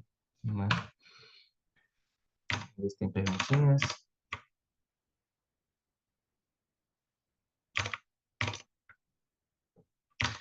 Escola de Milão, extremamente importante também, e essa é muito legal, também muito legal. Todas são muito boas, né? Eu sou suspeito para falar, mas a gente vai se empolgando e vai falando, né? Mas são diversos precursores, né? Tem 4 pessoas aqui, 4 integrantes, 4 membros, quase uma família aqui já. E eles tiveram influência psicanalítica. Então, se a gente fosse resumir, tentei resumir, na verdade, né? Em 4 linhas, uma coisa, enfim, aleatória, mas é uma escola com novas ideias e hipóteses sistêmicas, com influência crucial na forma de pensar e rever a teoria e técnica. O terapeuta passa a ser visto como observador participante, sendo um construtor do processo terapêutico. E essa escola tem contribuições muito importantes que a gente usa com muita, muita frequência em terapia sistêmica. Mais uma coisa que diferencia, que é muito legal, é a coterapia. Então, um momento que a gente pode atender em coterapia também com outro colega mesmo, né? Atender uma família, 2 pessoas juntas. E tem a equipe como parte importante no recurso do atendimento, que são as famosas salas espelho.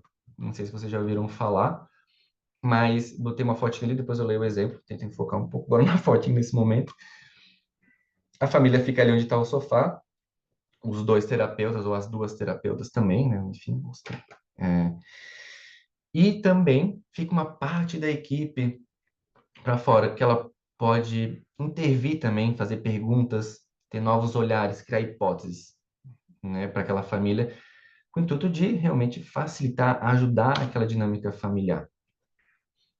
Então, tem contribuições bem importantes, como, por exemplo, eu vou trazer o exemplo em si, mas em termos de conceito, né, as perguntas circulares, que ela vai explorar como cada membro da família vê o problema e como essas percepções afetam o sistema relacional. Já vou trazer exemplos, a gente conseguir visualizar isso, e vocês também já vão poder usar isso na prática clínica, que a gente já atende.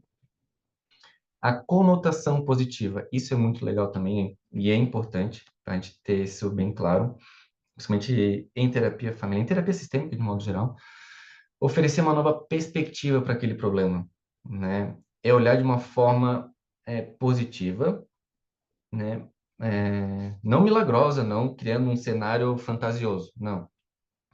Por exemplo, se um adolescente frequentemente ele se rebela contra regras familiares, a conotação positiva, ela pode sugerir que essa rebeldia está ajudando a família a reavaliar e reajustar regras para essa família, esse sistema se tornar mais justo e realista entre essa inter-relação, né? Então, isso é uma conotação positiva. Quando vem algo ou alguém com um sintoma, a gente poder entender que aquilo é uma oportunidade, é um momento que essa família vai poder se recriar, se reconstruir de uma forma funcional e saudável. Entra também a elaboração de hipóteses, né? Então, isso é bem legal também. A gente vai poder elaborar hipóteses naquele momento, né? Então, mesmo se a hipótese, né, não fizer muito sentido para aquela família, para aquele casal, não tem problema, a gente não considera como um erro, e sim como uma forma de aprofundar e compreender a família, né? Deixa eu tentar pensar num exemplo aqui. Por exemplo, né, um cliente de uma média de 50 anos, uma família, né? Ele tem 50 anos, a companheira, a esposa tem uns 45, e a queixa de que essa pessoa, esse cliente, né? Esse homem, ele tem muitas explosões de raiva, né? E ao longo da sessão a gente vai percebendo, opa, mas tem alguma coisa acontecendo aí, né? Essa explosão, primeiro que a gente já viu que não é isolada, né? Essa explosão de raiva. Tem algo que está acontecendo. E quando a gente vai vendo o que está acontecendo, e a gente percebe, por exemplo, né, um exemplo que eu estou criando, que esse é uma pessoa que ela está extremamente sobrecarregada, né? Foi um homem que ao longo da história aprendeu a ter que ter muita iniciativa e assumir diversas responsabilidades familiar, da casa, do trabalho. Então, ele é uma pessoa que quer fazer tudo. Ele acorda, vai fazer o café da manhã para a esposa, para os filhos, vai fazer o almoço, vai fazer tudo, ele vai querer resolver tudo, né? Isso tem um fundo emocional. A gente pode botar solidão, autoestima, né? Claro, estou criando assim bem objetivamente, né? Mas não importa isso agora, né? Claro, importa em sessão, mas não importa isso agora nesse exemplo. Mas a gente percebe que ele está sobrecarregado, ele não comunica. E aí a gente pode trazer como uma hipótese. Olha, falar para a família, né? Percebo que o fulano ele se sente sobrecarregado e não consegue comunicar isso. E parece que isso vai fazendo com que ele fique tão tenso que qualquer coisa que saia do seu controle, ele explode devido à sua sobrecarga.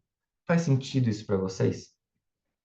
A gente elabora uma hipótese ali, né? Como uma hipótese. Fulano está sobrecarregado, essa é a nossa hipótese, a gente pode compartilhar, né? E tá tudo bem se não for isso. Ele fala, não, não tem nada a ver. Tô explodindo porque eu tô com outras questões, ou enfim, né? Aí beleza, ele vai ter que reinvestigar, tentar entender o que está acontecendo. E a neutralidade, né, é um princípio relativamente básico da psicologia, mas com uma certa dificuldade às vezes na prática, de a gente se colocar como neutro, né, sem juízo de valor, criando um campo ali seguro, né, e sem julgar mesmo, sem colocar nossas coisas ali na frente.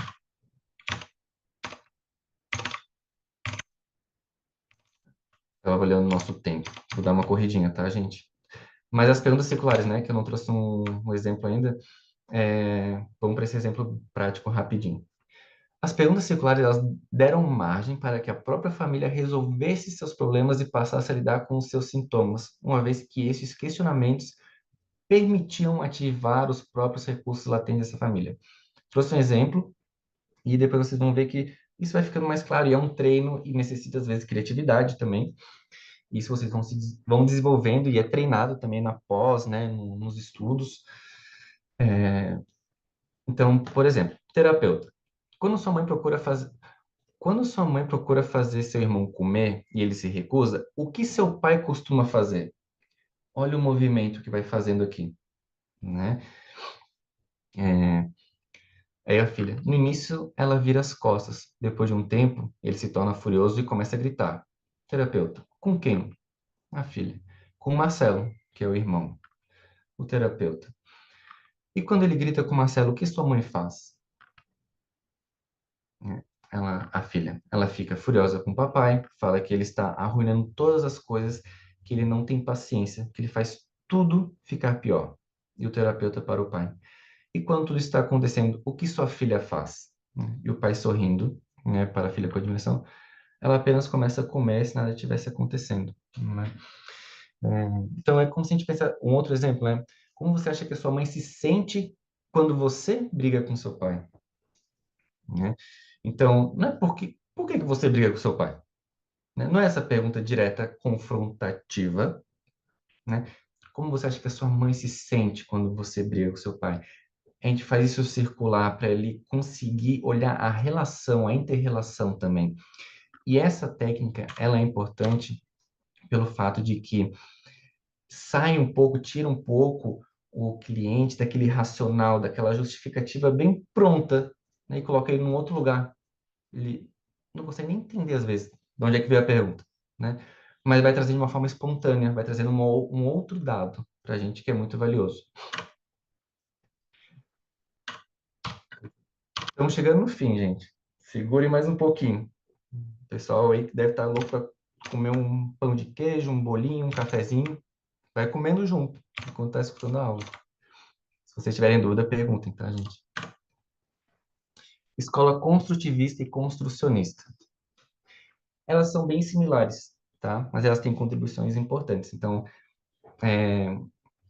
o precursor Maturana e o Francisco Varela. Essa daqui tem uma visão um pouquinho mais biológica, tá? O que é? É uma epistemologia que estabelece o pressuposto básico de que o ser humano não tem acesso objetivo à realidade.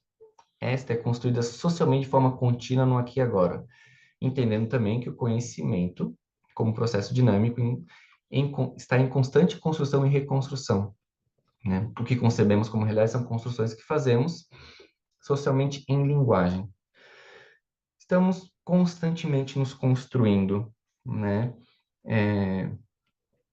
A nossa construção emocional, afetiva, intelectual, comportamental, nosso jeito de ser, ele é construído socialmente com o outro. Os problemas psicológicos são construídos socialmente também, né? Então, isso é uma coisa importante também, tá? A contribuição na década de 70, ele traz uma contribuição que a gente acaba trazendo para a terapia sistêmica, que é esse conceito de autopoiese bem próprio da biologia, que era dele, né? Que é a capacidade do sistema autodefinir e autoconstruir-se, criar e recriar a própria realidade. A gente confia que esse sistema vai conseguir se recriar, né? Ele não vai ficar estagnado para o resto da vida. Não tem como. Ele está em constante transformação, querendo ou não. E aqui o terapeuta, de novo, né? Ele faz parte do sistema. Entrou no site terapêutico, tu, terapeuta, tu faz parte daquele sistema, não vai ter muito para onde fugir. Tu vai sentir coisas daquela família, tu vai perceber coisas, né? E vai aprender muito com isso também. Então, tu faz parte daquele sistema, tu tem uma responsabilidade, sim, não com o intuito de colocar um peso, né, uma cobrança, mas uma responsabilidade. Então, acaba tendo um olhar também de narrativa, aquilo que está sendo narrado, comunicado, e o sintoma como parte do processo de mudança, né? A gente não estagna só olhar o sintoma, mas a gente vai ver que, opa, tem um sintoma aqui nessa família, nessa criança, na companheira desse casal, processo de mudança, né? Então, esse é um ponto legal também de vocês terem consigo, né? O sintoma não precisa ser algo estagnado e a gente se desesperar, mas entender que nas interrelações, na dinâmica interrelacional, isso pode ser um processo de mudança para a família, para o casal e para o indivíduo também. E aí a gente passa para construcionista, né? Aqui foi a construtivista, aqui é a construcionista, também conhecida como construcionismo social, do Kenneth Gergen, psicólogo. Ele está vivo ainda, 89 aninhos, jovem. E a epistemologia que sustenta que as nossas experiências e realidades sociais são, em grande parte, construídas através das nossas interações e comunicações com os outros. Ou seja, nossas crenças, valores, percepções e compreensões do mundo não são completamente descobertas ou reveladas, mas são moldadas e criadas através das nossas interações sociais. E aí tem contribuições como esse conceito, né, de anti-essencialista. É uma construção constante enquanto nós, enquanto seres humanos, a nossa identidade, né? Enquanto a gente vai se construindo, nosso self, ele é contínuo na sua construção. Não é uma essência, ponto, acabou, né? Mais que a gente tem outras teorias possam olhar isso, mas aqui, nesse momento, não, ela não é uma essência fixa e imutável. Ela pode se transformar assim. A gente se coloca numa postura do não saber, né? Isso ele traz muito, e isso é importante também. Então, o especialista é o cliente, não é o terapeuta. Aquela família é especialista nela, né? O indivíduo é especialista nele, mas que às vezes ele não saiba. Então, esse é um olhar que a gente acaba tendo. E a linguagem também, né, ela acaba sendo muito importante, né? Uma atenção ao discurso e relações entre membros da família, entre estes e o terapeuta, né? Formas pela qual a linguagem constrói o self. Então, a forma que a família se comunica com a gente, o discurso que eles nos trazem também é importante. E a experiência de vida, a experiência, ela é intersubjetiva, né? A gente vai interagindo com o outro e vai criando a nossa subjetividade. Gente, eu estou um pouco preocupado com o nosso tempo. Todo mundo tá aí, tá vivo. Tá. Beleza, tá chegando no final. Vocês viram quanta coisa a gente tem na terapia familiar relacional sistêmica. Não são todas, não aprofundei em quase nada, foi uma porcentagem pequena, mas para vocês terem um panorama, quanta coisa a gente pode fazer, quantos olhares a gente pode ter quando entra num set terapêutico com a família, com o casal, com o individual. Vocês vão ver que vão ter outros contextos, agora a gente vai falar um pouquinho mais, vai ser um pouco mais citado, né? Terapia sistêmica e a psicologia. Qual é a nossa visão de homem, de mundo, e de ser humano também? Gente, o ser humano, ele é biopsicossocial. Mas a gente também pode colocar como biopsico socioespiritual. O espiritual, agora, por que que eu estou trazendo isso também? Porque a gente está olhando a saúde da pessoa. Então, a própria OMS, eu não lembro exatamente o ano, mas considera a parte espiritual também como uma dimensão importante para a saúde e bem-estar do indivíduo, da família, né? E no ano de 2016, não, acho que foi 2016, mas não me recordo agora, mas enfim, indiferente. A Associação Mundial de Psiquiatria lançou novas diretrizes para a gente ter esse olhar, para a gente conseguir fazer essa formulação biopsicossócio-espiritual com nossos clientes. As partes da espiritualidade também é importante porque isso retoma ao social, à cultura, à saúde, né? E também, agora eu vou dar uma expandida, alguns fenômenos que alguns clientes vivenciam, eles não necessariamente não são mais de ordem psicopatológica. E aí tem critérios, tem novas diretrizes para conseguir fazer um diagnóstico diferencial se o que aquela pessoa, aquele cliente está vivendo é uma psicopatologia ou é algo de ordem espiritual por causa da sua vivência cultural, seu histórico familiar e assim por diante. Então, é biopsicossocial. A gente vai olhar o biológico, sim, temos que olhar a saúde física daquela pessoa, como é que ela está se cuidando biologicamente. A gente precisa pedir que o cliente faça exames, né? Um exame geral, de rotina. Às vezes a pessoa nunca fez na vida. Adultos mesmo, de 40, 50, 60 anos, 60 não, exagerei. Mas eu tive cliente, que aos 50 anos não tinha feito um check-up geral há muito tempo, né, com queixa de depressão. Então, é bem importante. O psicológico, a gente vai olhando os afetos, as emoções, a personalidade, aquilo que envolve todo o universo psi. O social, né, é o momento que ele está, onde ele está envolvido, qual é o contexto social dele, tudo isso é importante. A gente está olhando para tudo isso o tempo inteiro. A sistêmica tem esse olhar amplo, né? E a nossa visão de mundo, e aqui traz uma coisa muito interessante. Olha só, gente, não é uma abordagem que fica só no presente, não é uma abordagem que fica somente no passado. A gente olha o passado, presente e futuro. O passado, como a gente viu, entra nas multigerações, na intergeracionalidade, tudo aquilo que envolve as dinâmicas relacionais, isso vai chegando na gente de alguma forma até 4 gerações. Então não tem como não olhar o passado, não tem como, isso não pode se escapar, mas também vai olhar o presente, vai ter esse enfoque no presente. O que está acontecendo aqui agora, nessas fronteiras relacionais? Como é que está funcionando esse subsistema para a gente conseguir contribuir alguma coisa com essa família, com esse casal, com esse indivíduo? E o futuro, porque a gente precisa dar um planejamento para essa família, um planejamento para esse casal, né? Para eles conseguirem fazer uma manutenção dos seus problemas, dos seus conflitos também. Nossa visão de mundo também ela é interrelacional, o tempo inteiro se interrelacionando, né? Consigo, com o outro, com o mundo, com os membros da família. E a nossa visão de mundo também ela é global, né? A gente está olhando o todo.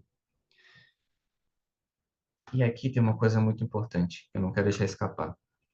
A terapia sistêmica, quando a gente fala de família e casal, eu vou reforçar porque é importante. Além de ser essa psicoterapia baseada em evidências, a terapia de família e casal ela é extremamente sofisticada. Ela necessita de um estudo, ela necessita de um olhar muito sofisticado e mais complexo quando a gente entra numa família e para um casal. Isso é um diferencial de mercado também, que é uma coisa importante para quem quer viver da psicologia, mas também na contribuição que a gente vai ter na existência dessas pessoas, na existência dessa vida, desse sistema que a gente está participando.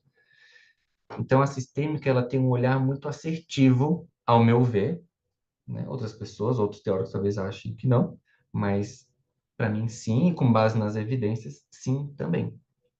Então, a gente pode atender individual, casal, família, a gente pode montar um grupo terapêutico, vocês podem pegar um tema, né, para falar sobre relacionamentos, sobre trabalho, podem criar ou um grupo psicoterapêutico, ponto, e ter esse olhar sistêmico.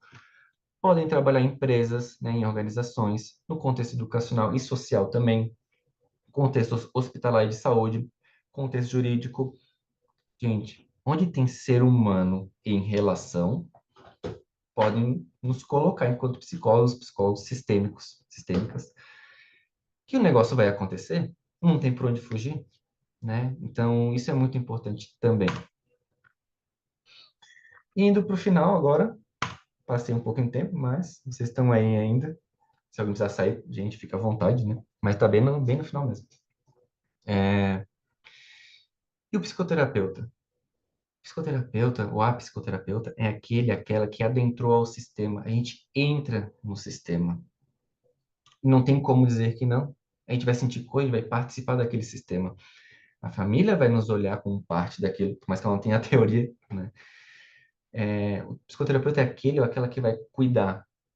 Não no sentido de ficar numa posição extremamente cuidadosa ou que a gente não vai intervir ou ser mais direto em alguns momentos. Mas tem que entender que a família, o cliente, ele tem que sentir que eles são importantes para nós, naquele setting terapêutico. A gente tem que criar esse campo, e de fato eles são importantes, né? E que a gente consiga criar esse campo seguro, esse campo que tem um afeto ali. A gente cuida disso também. Se eu não me engano, era o Minuchin que falava, eu não coloquei ali na citação, mas a família, ele colocava, né, isso, que a família precisa se sentir importante para o terapeuta. Ela precisa sentir que o terapeuta está junto com ela, porque a gente vai mexer no sistema. E essas mudanças, às vezes, são muito incômodas, são doloridas. Às vezes, o casal vai ter que se olhar enquanto casal, né? Os pais, que são um casal também, é um outro papel que eles exercem em vida. Eles vão ter que se olhar. E às vezes, isso está difícil, então a gente vai ter que ter um cuidado, né? Ressonância, eu botei uma estrelinha. Vocês me desculpem, porque eu não lembro quem traz o conceito de ressonância na sistêmica. Mas ressonância é algo que a gente vai sentir, que vai ressoar durante a sessão. A gente vai sentir no nosso corpo, a gente vai sentir nas nossas emoções, a gente tem que ficar atento a isso. Não para sofrer junto com a família, às vezes a gente vai sentir algumas dorzinhas mesmo, né?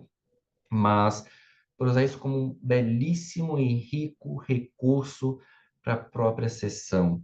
Quando a gente sente uma dor, né? E aquela dor não é exclusivamente nossa, ela é nossa porque reverberou em nós, teve uma ressonância. A gente vai ter que se trabalhar isso em terapia, em grupo de estudos, em grupo de supervisão, que tudo isso tem na Viver Mais também. Mas essa ressonância, essa dor, ela vai ser importante para nos dar opa, isso aqui está me mostrando algo. Tem famílias ou casais que a gente entra num set terapêutico que o clima é tão tenso que parece que a gente não consegue nem se movimentar com o nosso próprio corpo. E o que isso está informando para nós? Qual é a comunicação, qual é a mensagem que está ali? E a gente conseguir ficar atento a isso, ao nosso corpo, que é uma ferramenta e uma tecnologia maravilhosa, que é a nossa psique, nosso corpo, esse nosso biopsicossocial espiritual todo, ele vai funcionar muito bem, mas tem que estar organizado. As ideias, os conceitos, as informações, as nossas dores, o nosso olhar dinâmico relacional da nossa família, como nós somos, também tem que estar o mais claro possível. Isso é difícil, isso leva tempo e está tudo bem, mas aquecendo isso vai ser muito importante. Estamos em contínua transformação enquanto terapeutas. Colocar a neutralidade para funcionar. Não adianta dizer que vai criar um campo seguro, né, pro cliente. E de repente ele fala alguma coisa e você faz um olhar feio, você vira a cara, você fica enojado, talvez a gente vai sentir muitas coisas, né? Mas expressar isso de uma forma muito explícita pode atrapalhar o processo. A ética nem se fala, né, gente? A ética tem que ser o pilar principal até do terapeuta. E os processos de autocuidado biopsicossocial, a gente vai ter que estar em contínuo cuidado. Não tem para onde fugir. Isso para qualquer terapia, qualquer terapeuta, qualquer pessoa que cuida do outro, de alguma forma, a gente tem que ter isso, de alguma forma, em um dia.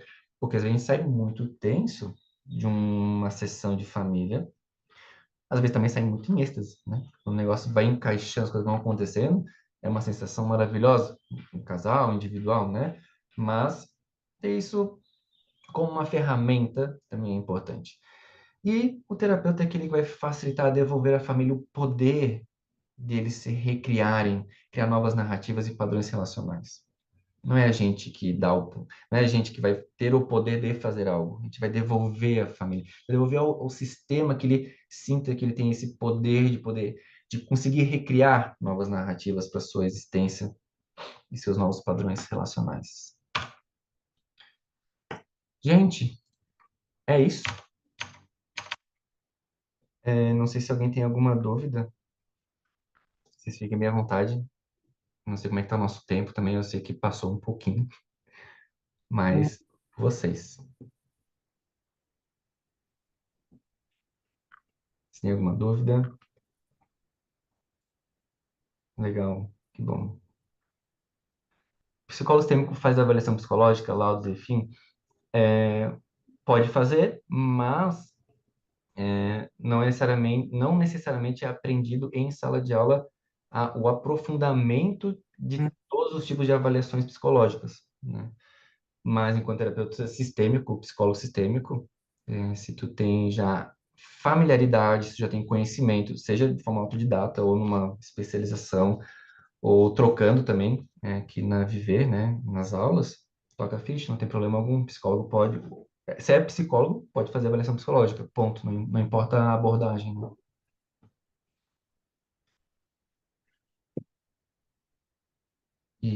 Gente, também para finalizar, mais uma coisa importante, todas essas escolas, abordagens, a técnica, a forma que vocês vão executar isso, primeiro, é uma construção, é um aprendizado. Mas quando a gente entra na pós, vai ter um aprofundamento tão bacana.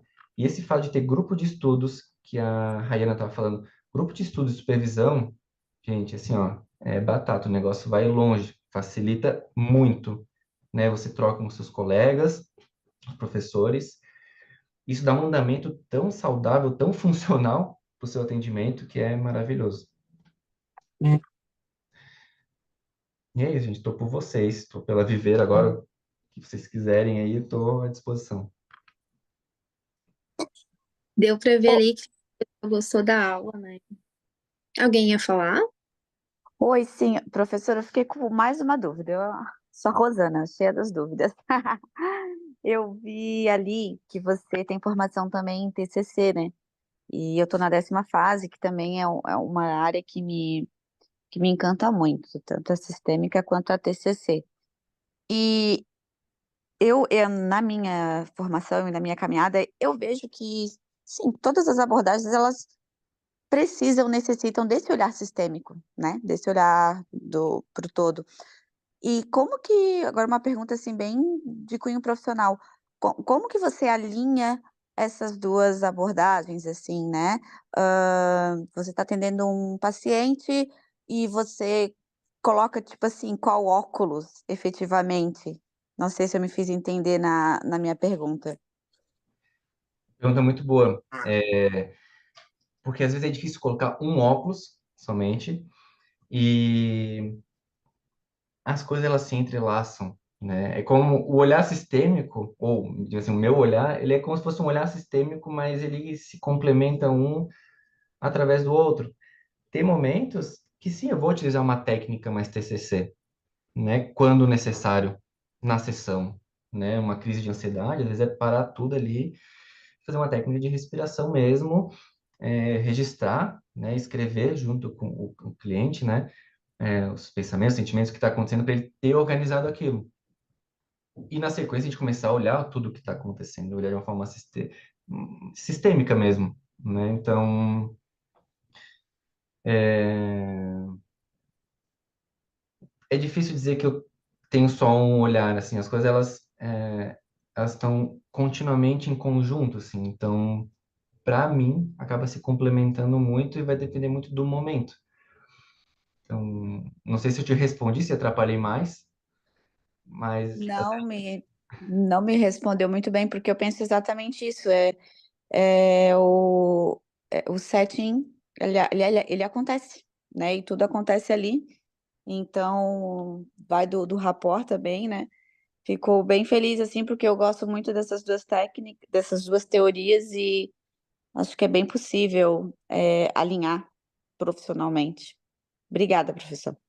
de nada. Bom, isso de abordagem às vezes é complicado, né? Quando a gente está tentando ver qual é a nossa abordagem, né?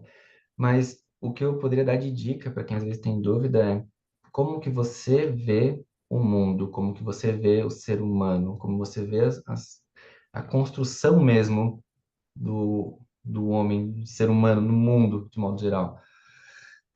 Naquilo que você acredita, né? Não tem muito por onde fugir. Todas as abordagens têm a sua eficácia, a sua contribuição, então é particular isso. E às vezes a gente está estudando um monte de coisa junto, né? Às vezes é difícil ficar somente em uma abordagem, estudando somente aquilo. Eu mesmo, apesar da TCC e da sistêmica, passei um bom tempo estudando psicodrama, né? Fazendo cursos de psicodrama, grupo de estudos de psicodrama, terapia em psicodrama, então, supervisão em psicodrama, então, né? Tudo enriquece, né? Não quer dizer que é uma salada, né? Mas enriquece.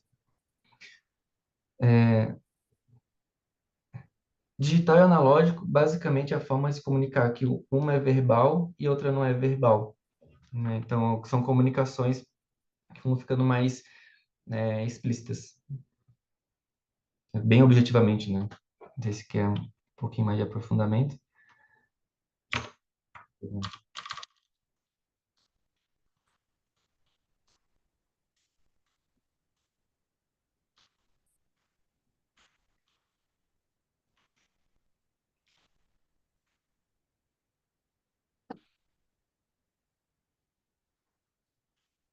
Bom, deu para ver aqui que todo mundo gostou muito da aula, né? Tem bastante comentários bem positivos, muito bom.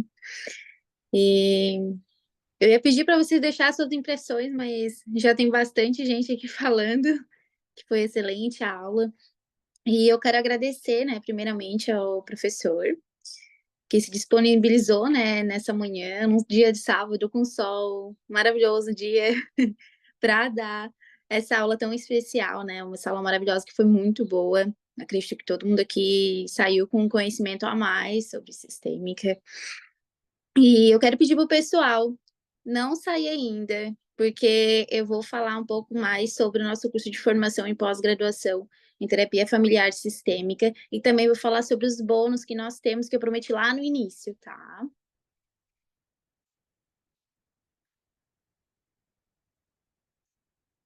Então, vocês que gostam de terapia familiar sistêmica, vocês estão no lugar certo, né? Aqui na Viver a gente tem supervisões de casos. E isso é muito importante para vocês tirarem as suas dúvidas e te deixar mais seguro, né? E confiante com os teus atendimentos. No nosso curso de formação em pós-graduação em terapia familiar sistêmica, nós vamos te oferecer tudo isso. Supervisão de caso e muita coisa. Vocês só vão ver isso quando vocês estiverem lá na pós. Mas eu vou falar um pouco aqui para vocês.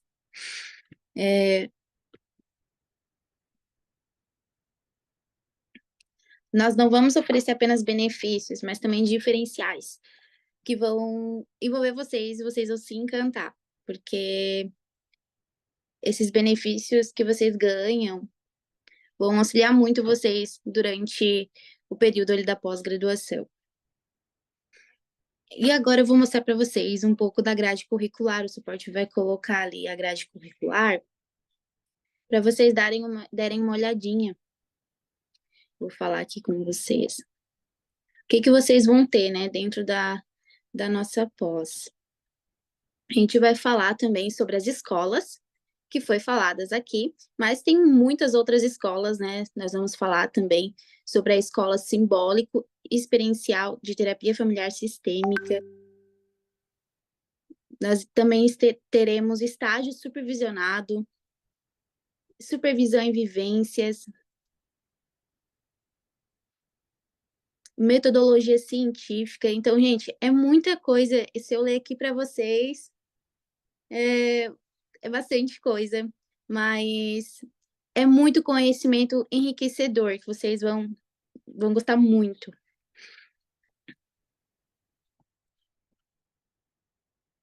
Opa, saiu aqui.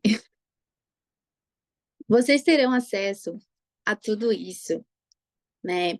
Com mensalidades a partir de 550. 30 vezes de 550 ou 40 vezes de 450. Nós estamos com início de turma nas próximas semanas, já é semana que vem, no dia 23 de agosto e nos dias 26 de agosto. Sendo a primeira, dia 23, ali no final de semana, e no dia 26 de agosto, dia de semana. Para você que deve estar pensando, mas como que eu vou fazer a pós-graduação? Não tem dinheiro, não tem como pagar. Nós temos pagamento flexibilizado, tá? E o pagamento ali progressivo, que ele é uma modalidade parecida com o do FIES, só que sem juros. E ali vocês iniciam pagando a metade da mensalidade e as parcelas vão aumentando progressivamente. E o que vai ficar faltando, vocês podem pagar, aliás, no final do curso. Nós temos também um atendimento na clínica, que ajuda a pagar as pós também. A partir do 7º semestre, eu vi que tem bastante gente aqui que está no 10º semestre já está quase finalizando já, mas você que está a partir do 7º semestre já pode iniciar o nosso curso, tá? Com as condições facilitadas para vocês. E para quem é recém-formado em psicologia e já possui, né, o SRP ativo, já pode fazer parte do nosso time de psicoterapeutas da nossa clínica. Fazendo atendimento na nossa clínica, uma parte do valor é revertida no pagamento da mensalidade, como a gente apresentou ali no início do evento. É muito legal isso, porque não adianta, oportunidades para vocês, né? Como eu falei para vocês, o nosso curso está com inscrições abertas e as inscrições são válidas somente até segunda-feira, dia 12. E os bônus também, tá, pessoal? E quem se inscrever antecipadamente vai ganhar alguns bônus. E esses bônus são cursos de perda e luto. Também teremos um curso de marketing para psicólogos. Muito importante para psicólogos aí estarem aí no meio, né, da internet. Teremos também a mentoria de marketing para psicólogos e também R$ 500 em créditos exclusivos para vocês usarem aqui dentro da Viver com os cursos. A primeira mensalidade gratuita e mais 50% de desconto na segunda mensalidade. Então, é bastante bônus para vocês. Lembrando que esses bônus é somente até segunda-feira. Tá o carro aqui, passou um carro. Se vocês têm interesse de participar da nossa pós, a gente vai deixar aqui o link do grupo de interessados, tá? Para vocês estarem acessando. Só vou arrumar uma coisa aqui que eu falei errado, gente. É 50% de desconto nas 3 primeiras mensalidades, tá? A gente vai deixar o linkzinho aqui do grupo para vocês, quem quiser entrar, já entrando, que lá vai ter todas as informações necessárias para vocês. E agora, dia 31/8, nós iremos ter um curso livre de sistêmica, teoria e prática. Se você busca ampliar a sua compreensão sistêmica e aprimorar as suas habilidades de resolução de problemas, Esse curso é excelente oportunidade de aprendizado para vocês. Nesse curso, vocês irão aprender os fundamentos teóricos básicos da psicologia sistêmica, o método de intervenção, postura psicoterápica e também as técnicas mais utilizadas nesse meio. Vai ser no dia 31 de agosto, o horário é das 9 da manhã às 4 da tarde, com certificação inclusa, e é online e é ao vivo, tá? O investimento, ele é o valorzinho para alunos da Viver e graduando, fica 2 vezes de R$ 40, no caso, R$ 80. E para profissionais, é 2 vezes de 60, tá? Vocês podem se inscrever através do linkzinho que eu acredito que o suporte vai deixar aqui no... já deixou aqui no chat para vocês.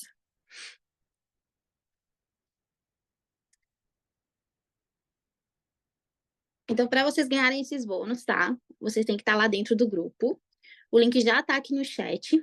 Lá vocês vão ter acesso ao formulário e guia do curso para vocês saberem mais sobre o que vai ter dentro do curso, quais abordagens, tudo. Disciplinas e os professores também que estão dentro, né? Dando aula na nossa pós. E mais outras informações mais detalhadas sobre o nosso curso.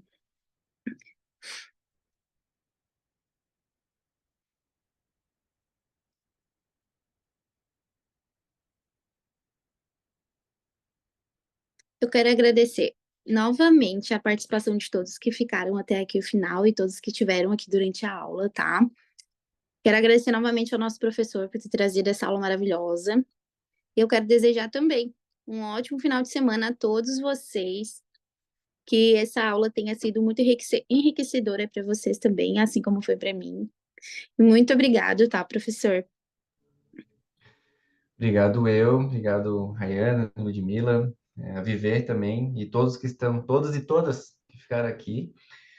Espero que tenha contribuído um pouco, né, a ter esse olhar sistêmico e, como eu falei, era um passeio, né, pela abordagem sistêmica. A gente não consegue aprofundar, mas fiquei bem contente de saber que tem um curso agora também, para vocês conseguirem ter mais um gostinho a mais, dar uma aprofundada depois, chegar logo na pós, não perder tempo, né, aproveitar. Então, agradeço todos e todas que estavam aqui e um ótimo final de semana. Aproveitem. E é isso, gente.